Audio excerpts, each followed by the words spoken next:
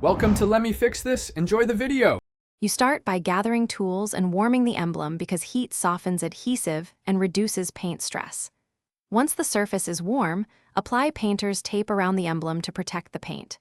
Then, insert a plastic pry tool under the edge and lift gently, alternating sides to avoid bending the badge or peeling paint. Make sure to keep a steady, controlled motion.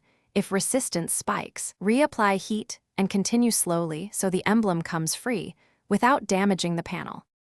Once the emblem is off, you remove residual adhesive with a plastic scraper and adhesive remover, then wipe the area with 70% isopropyl on a microfiber to eliminate oils. Make sure the panel is fully dry because moisture prevents proper bond. Next, dry fit the new emblem and mark alignment lines with thin painter's tape so you can place it straight the first time. Once satisfied with position, peel backing a little to expose adhesive and prepare to apply.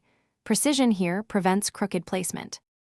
You now adhere the badge by peeling its backing and aligning it to your tape guides, then pressing from the center outward to expel air and ensure full contact.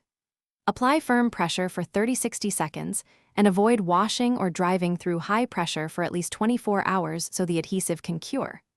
If the emblem shifts or won't stick, make sure the surface was completely clean and dry.